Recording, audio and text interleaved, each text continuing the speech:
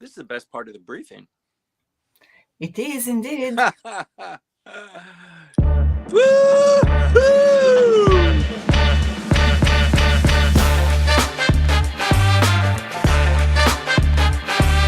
Not as good as Sting. Woo! Walk backwards now.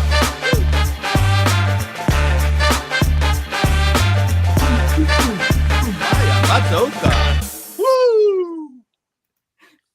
So, to everybody who is watching us on YouTube, LinkedIn, or Facebook, good morning once again. And thank you for joining us. Today, we are here again with Timothy Langley, and this is Japan Expert Insights Japanese Politics One-on-One, the weekly clubcast, on Japanese politics. And I'm sure that you already know this, but still let me tell you that Timothy Langley is the founder and driving force behind Langley Esquire, a premier public affairs consulting firm specializing in government relations, strategic communications, and public policy.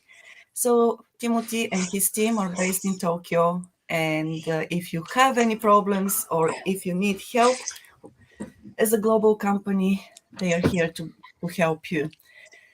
Well, Timothy, I think that so, Good morning, Maya. I think you are good still morning. struggling. You went to see Sting last night in Ariake Arena, didn't you? Oh yes, I did. Well, that Wow. was a great concert indeed. And there were what, about 10,000 people or so watching live, and it was really a fantastic event to see and to attend. Were there a lot of foreigners? Yes, we saw a lot of foreigners there, and there were people of all ages and many different countries, not only from Japan, of course. It was fascinating to see, the blend of people there. You Wonderful. know, Maya. The worldwide baseball exhibition is going on now too in Japan. In in the Tokyo Dome, the Tokyo Dome has been packed to the rafters every day this week, as all of the international teams have been here, and that also has increased the number of foreigners traveling to Japan. I don't think you can miss it. I don't know how much you were outside yesterday, but the just the volume of people on the streets was explosive, but also very high percentage, a noticeable percentage of foreigners walking the streets, taking pictures. A lot of people in town that are kind of looks like they're visiting. That doesn't look like they're locals, but the influx has begun. Right. Yes, I was. Hi, Oh, Raina. wow. Thank you. Thank you. Thank you. Okay.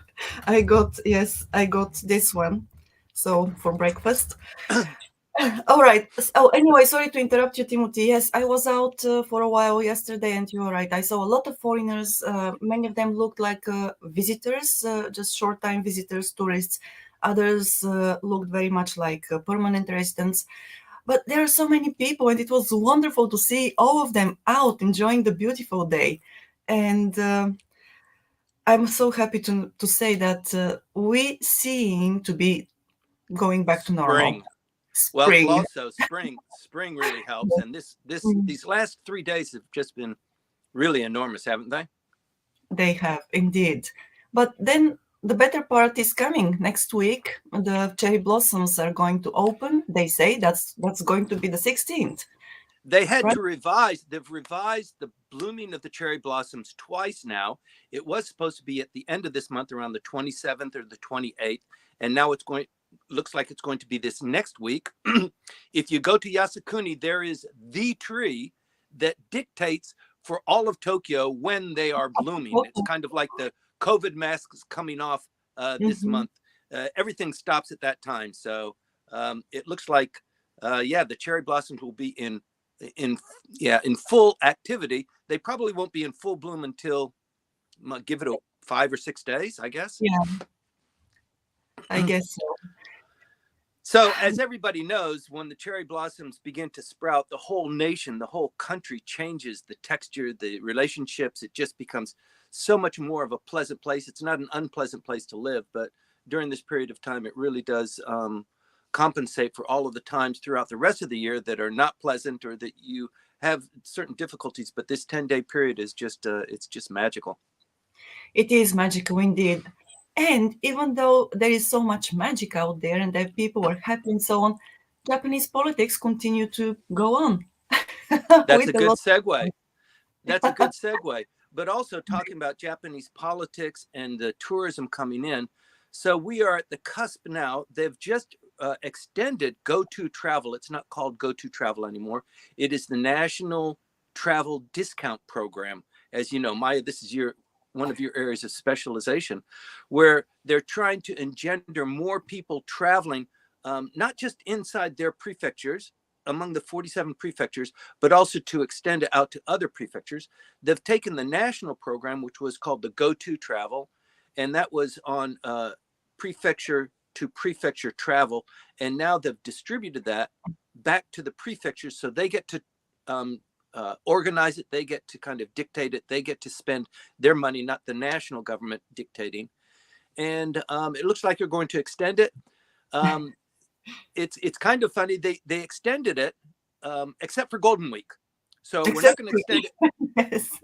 because they know everybody's going to be traveling for Golden Week. Probably Evan and I will hit the outer islands during that maybe a 7-day period of holidays. So the whole country will be on holiday during that time, as everybody knows. But Go-To Travel is coming back. It's not coming back so strong. The details of traveling, if you spend overnight, it's 3,000 yen. Unless your package includes travel, then it's 5,000 yen. And you get a 2,000 yen voucher for spending your money there, except on weekends, and then it's only 1,000 yen. But they are trying to generate this. And what this tells you, and I think what we all know, Maya, is that tourism is a kind of an act event. It is not the whole kahuna, but it helps other things. It helps hotels. Hotels spend money. The food services expand. Travel industry begins to take off a little bit. So they're hoping for that. We're getting a push now as the cherry blossoms come, and a lot of foreigners coming in. The baseball tournaments they're going on. Sting being in town, that must have been a huge draw.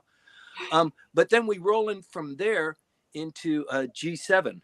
And the G7 ministerial meetings will be starting this month, and then G7 starts in May. So a lot of activity, a lot of foreigners coming in, and the Prime Minister is really hoping that this is a kick to the economy. Yes, indeed. And if they haven't changed the date, I believe that soon after the Golden Week, COVID-19 is going to be downgraded as well, right? That's right. So, yes, which is also a big step forward, I believe, in our return to normalcy here in Japan, especially. COVID is kicked out of town.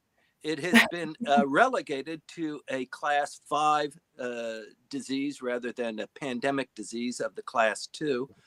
Maya, the mask regulations fall. Is that tomorrow? Yes, it is tomorrow, Monday. So how about that?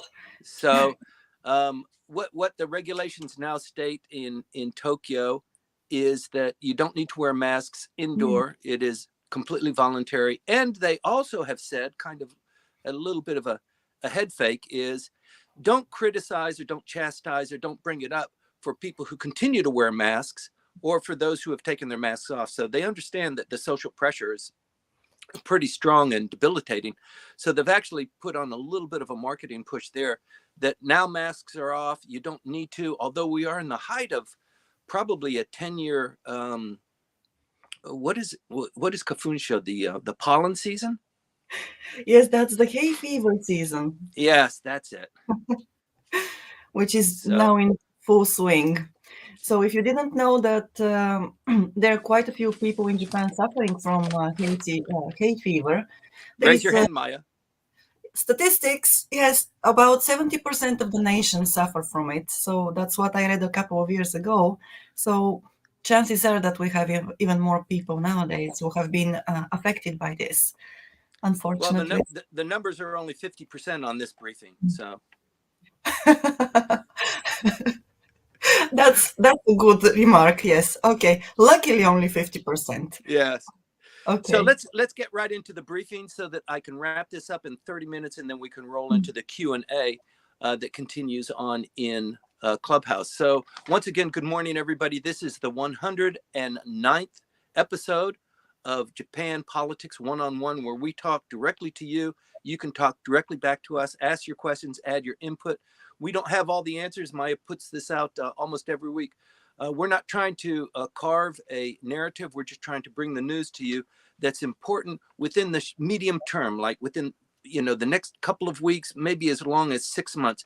That is our window of opportunity for briefing you on what's going on in Japanese politics that you need to be watching, you need to be careful of.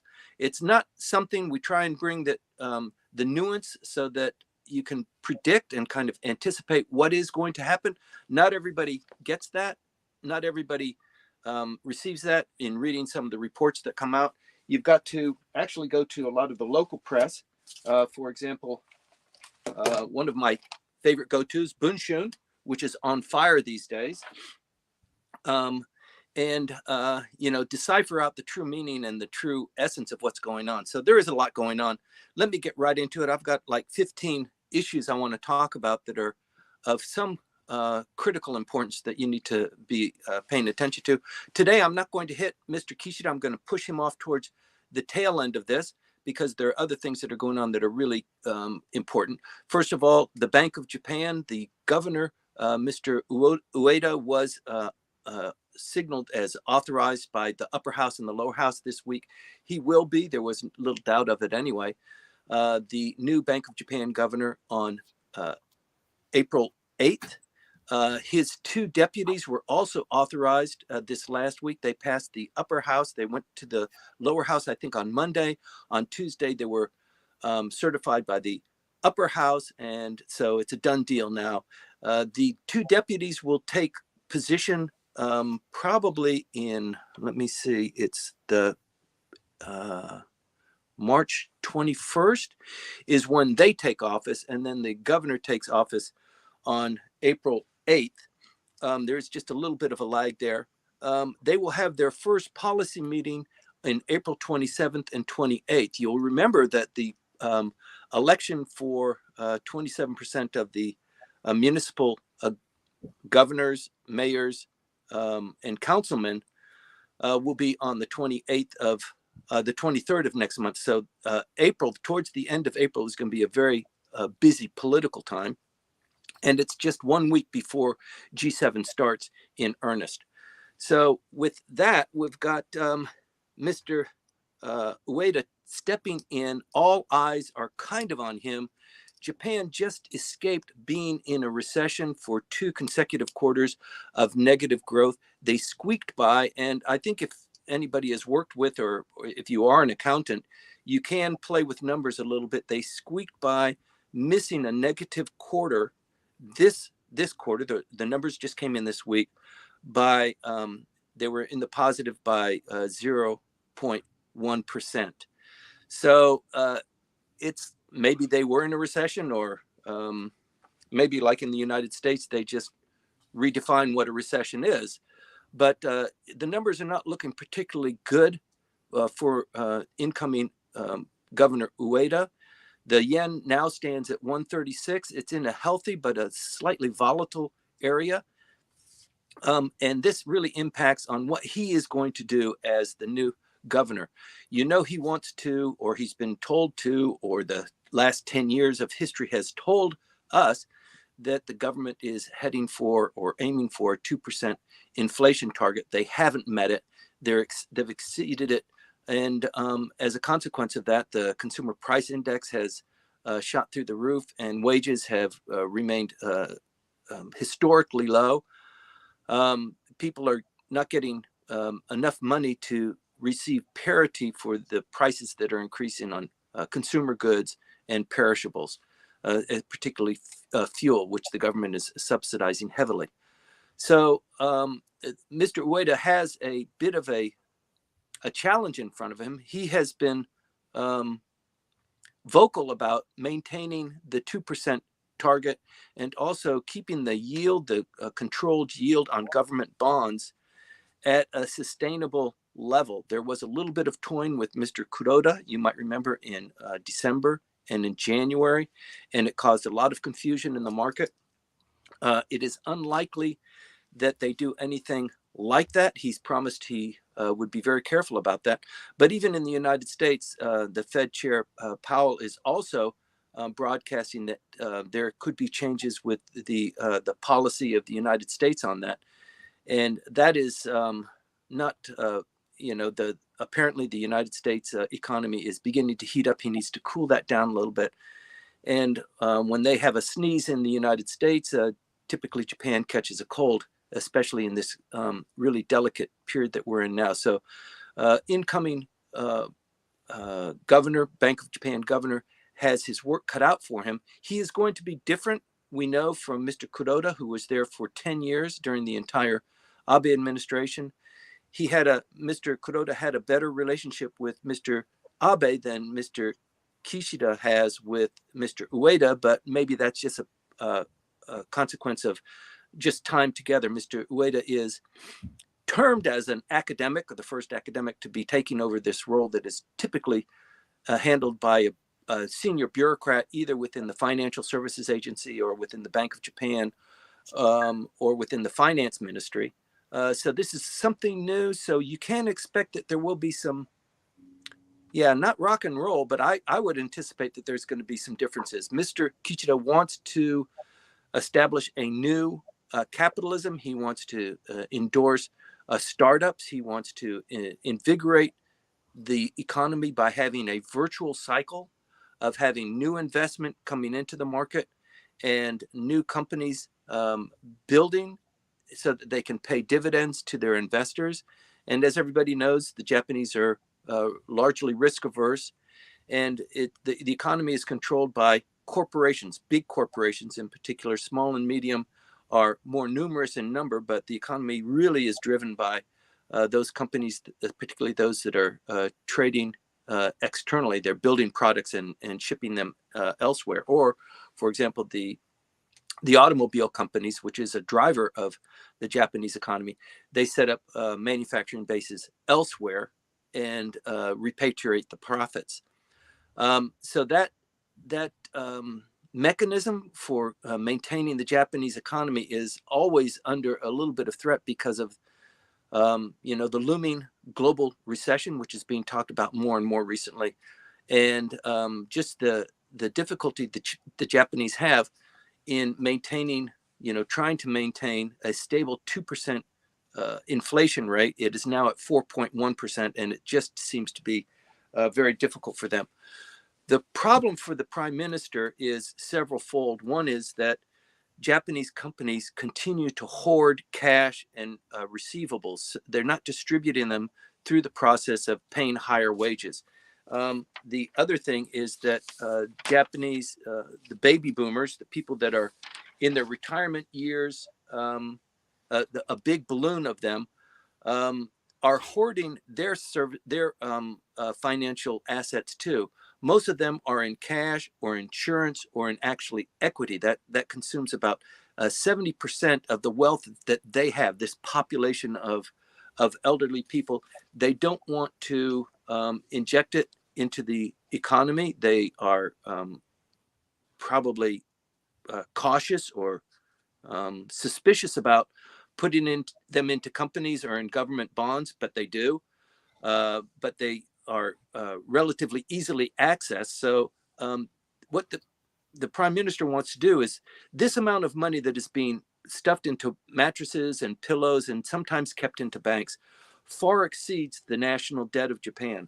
So if you look at the numbers, and it's hard to describe them because there are so many zeros attached to them, but with regard to the Japanese public debt, that is 1 quadrillion, 1 trillion, or almost 2 trillion yen.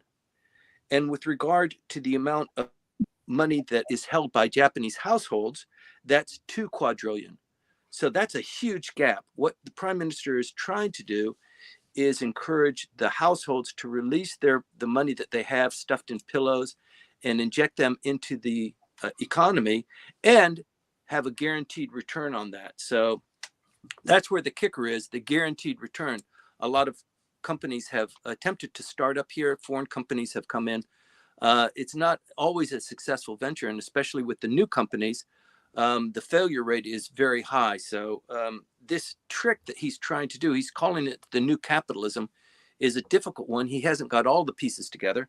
But you might remember, and maybe you don't, but this time last week, the LDP had their annual convention where the prime minister made another policy speech, a very lengthy and detailed one, where he talked about not just the economy, but also defense spending. He talked about increasing the declining population, not increasing it, but supplementing the declining population, not by immigration, but having more children. So it's a long-term problem for Japan. Finally, the prime minister is saying, this is an important issue for us. I want to address it.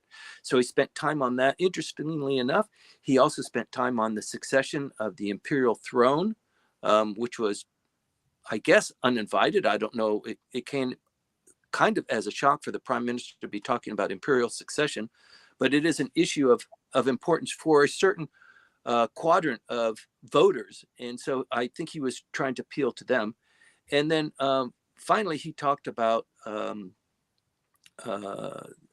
the revision of the Constitution. So this also is kind of like sticking a fork in a light socket, and generating a reaction. He did say with pretty good clarity that the Constitution needs to be revised to accommodate the spending in defense expenditures, and just to accommodate the situation in the region. Japan, his priority here in defense spending, going from 1% to 2%, is to enhance the defense capabilities, which means, first of all, having this like an iron shield like they have in Israel. So that's why they've purchased, 500 Tomahawk missiles from the United States, and they've front-loaded that. We've talked about that here on this program in the past.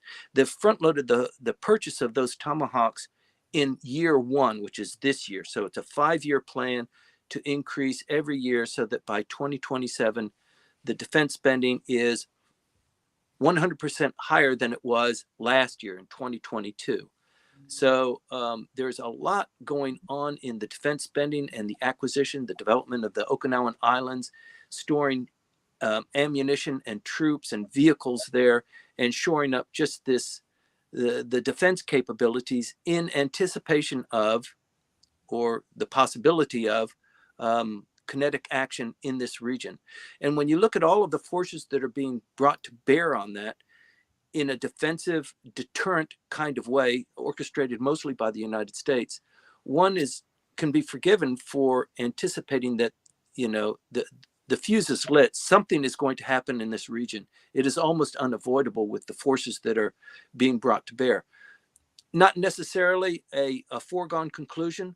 The foreign minister Hayashi, met with his counterpart 2 weeks ago. They had their first face-to-face in maybe 3 years, to kind of tamp down the tensions that is being exerted not only by China, but also by North Korea. And North Korea is influenced by what's going on in China as well. But the aggressive actions of the overflights and the building of these islands in the South China Sea continue unabated. So it remains to be seen how the relationship is going to develop.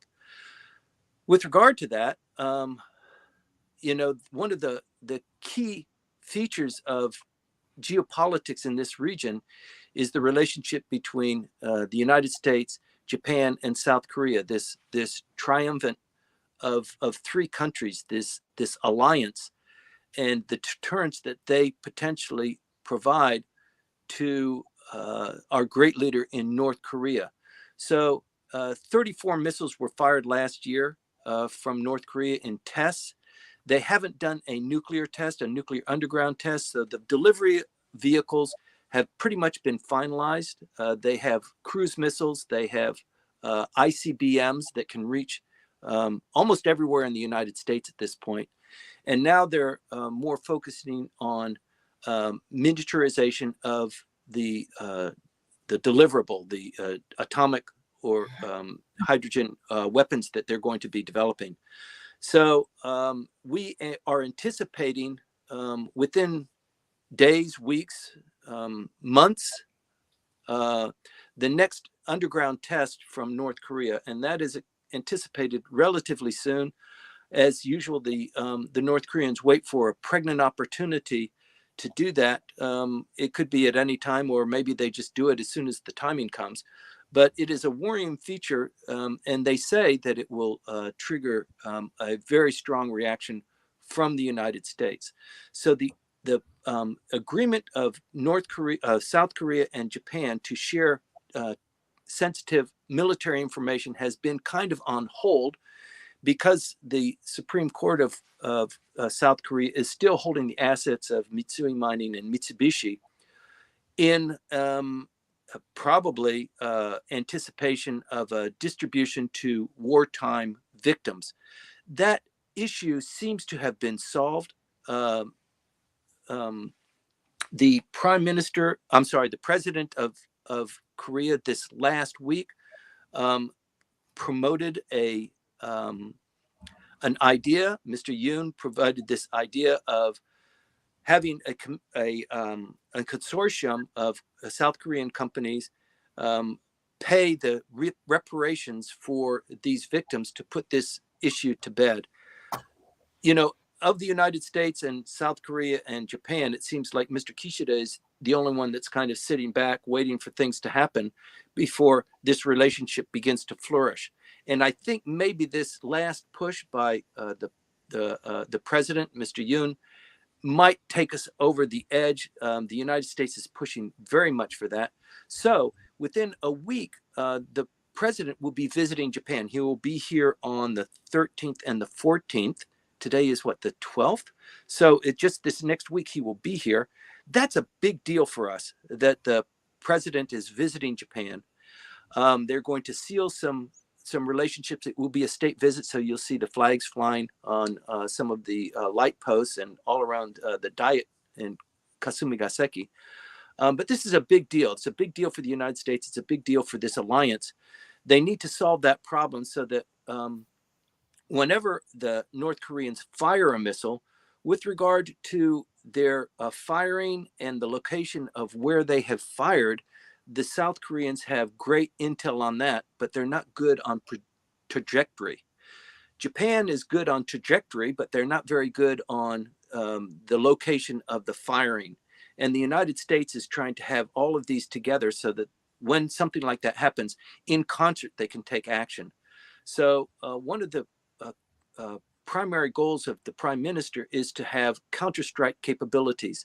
Some would argue that that's not defensive in nature. It is illegal under the Japanese constitution as it is currently situated. But I think we will get around that as command and control centers can be anticipated and maybe fired upon, even not as a counterstrike, but as a preemptive strike. And I think that will be pretty much in the mix. So any way you look at it, the Constitution needs to be revised. Moving on. Are you okay there, Maya? Yes. Okay, I just heard some background. Maybe you're Oh, eating no, what your daughter gave you. Munching on the cookie I got.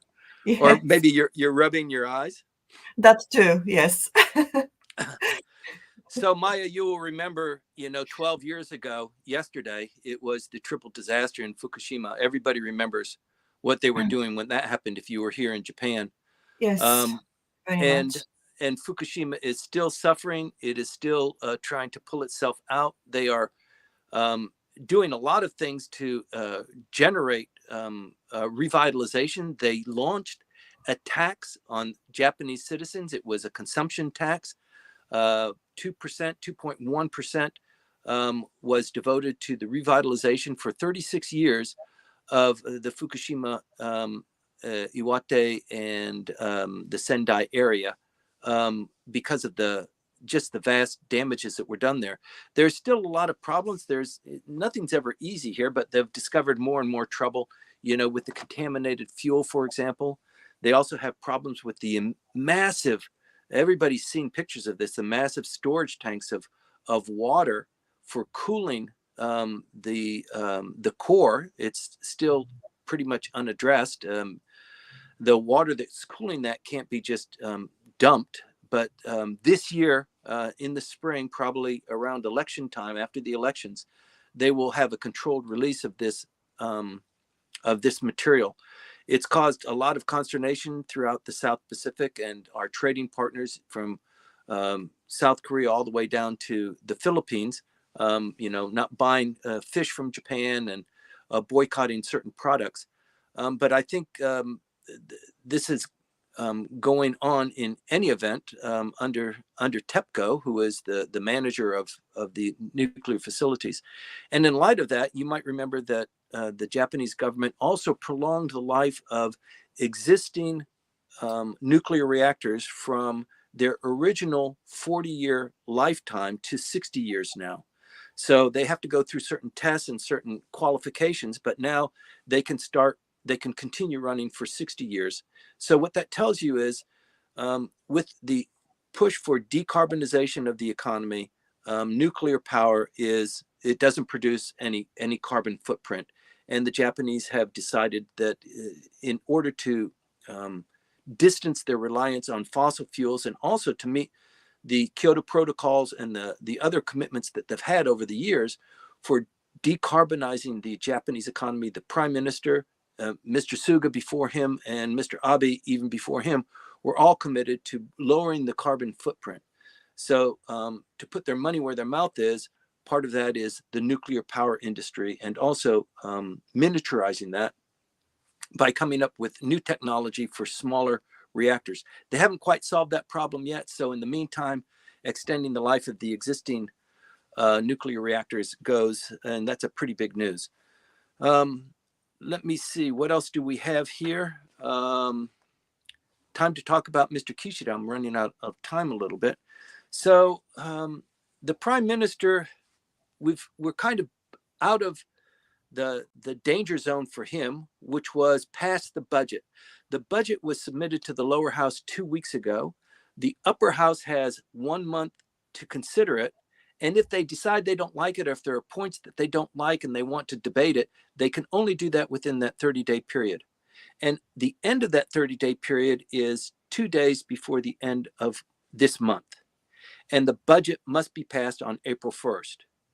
So if the upper house wants to tweak it, wants to have negotiations on it, and the lower house drags their feet, or they entertain some negotiations on it, they don't have to accept it because it will become law in any event. So essentially the budget has been passed. Currently, the upper house is in budget deliberations to pass the budget. So when you see things on television now, it's usually in the upper house deliberations on the budget. But in the meantime, the lower house is in a little bit more of a relaxed position. And as a consequence of that, now the knives come out. People are starting to attack the prime minister. There's a little bit of a controversy going on a couple of quarters, in a couple of quarters there. The most important of these is Sanai Takaichi, who is Minister of Economic Revitalization. She, as you will remember, was a contender for prime minister. She lost to Mr. Kishida and received as a consolation prize the Minister of Economic Revitalization. Pretty good post. She was the Internal Affairs Minister before that.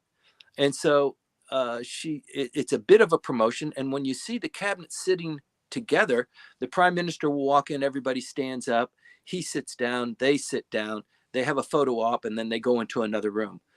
Invariably, Takaichi is sitting right next to the prime minister. So very prominent. She's female, obviously. And so I think he's using this as a, atmospherics, although there are so few women in the cabinet. So he's really showcasing that. But the relationship between the two is not very good, and it's getting a little bit worse. There was a report this last week in budget hearings in the upper house that she received a phone call from then Prime Minister Abe to tweak the interpretation of the broadcast law so that the prime minister has a little bit more ability to influence how communications are done, what stories are done. And previously, the interpretation of the law by the Internal Affairs Agency was in a broadcast program, if they are talking about a story, and probably it means a negative story about politics or about politicians, they can get away with that because overall the programming is fair and balanced. Other programs counterbalance that.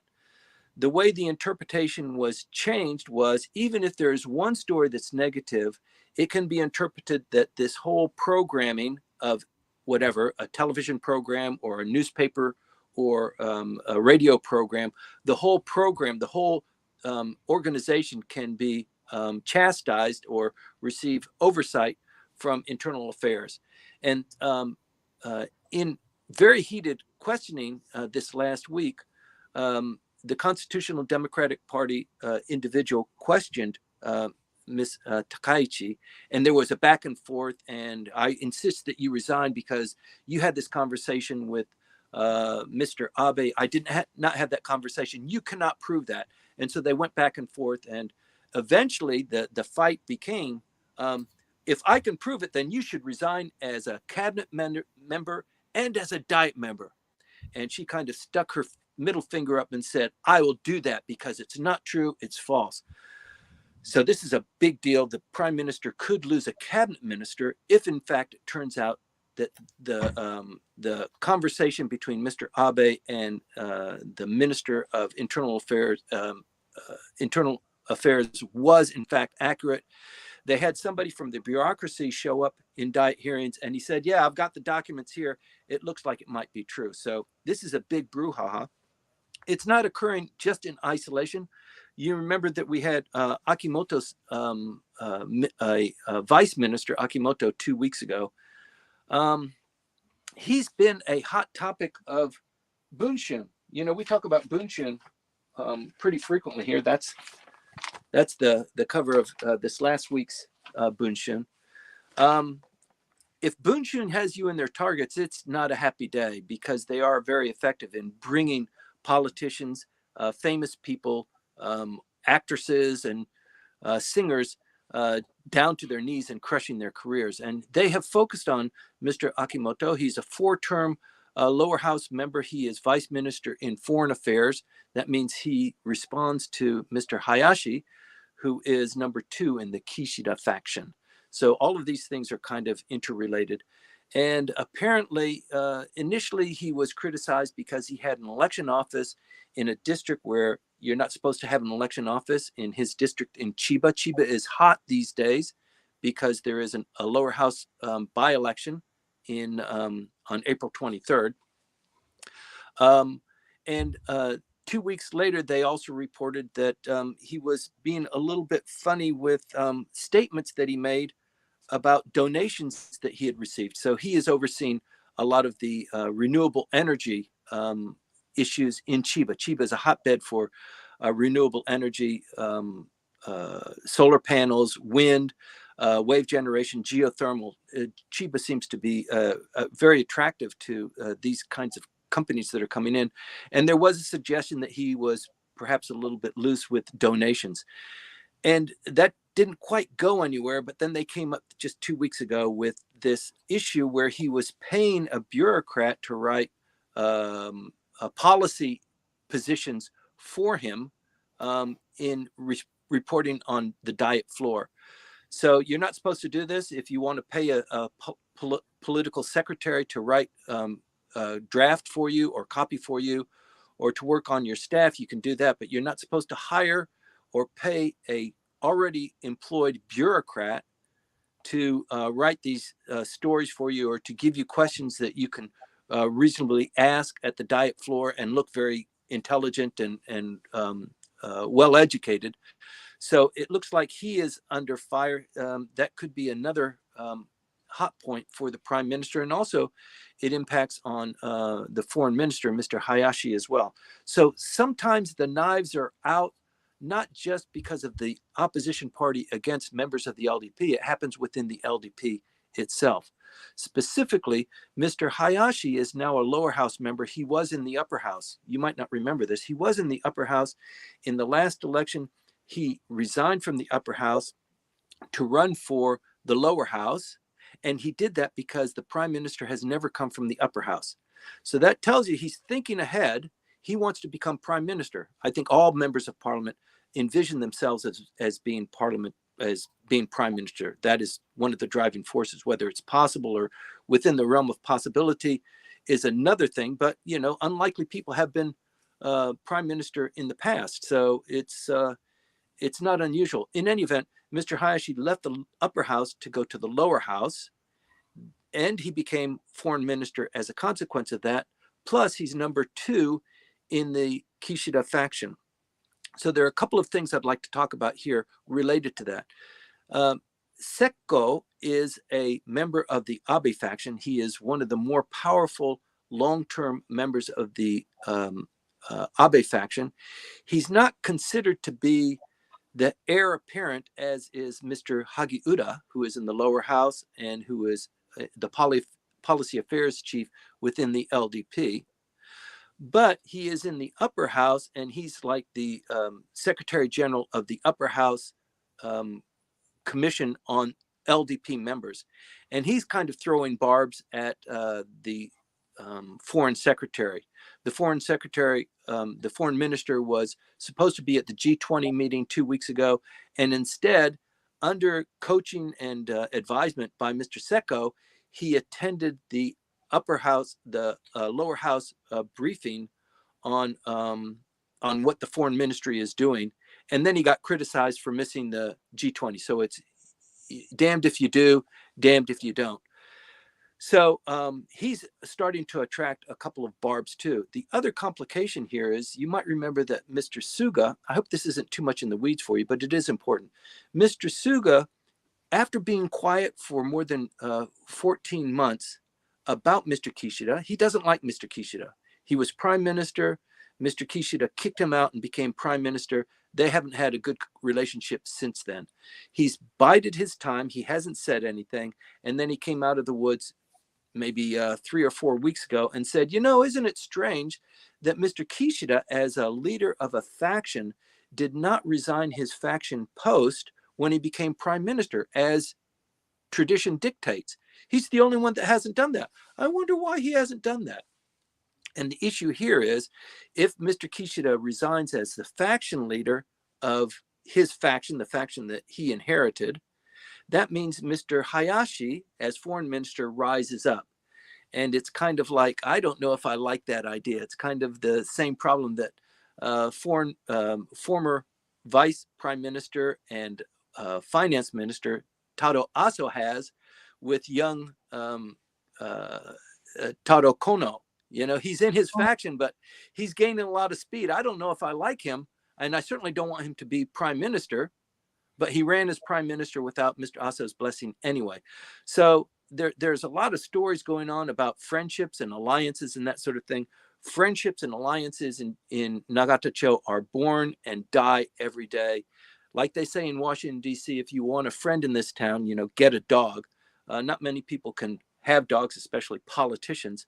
So you have to draw your own conclusions there. But anyway, Japanese politics is rife with this. You have to watch it all the time. And there's always something going on that has implications about the strength of the prime minister or his weakness, or if he's going to close down the house, that sort of thing.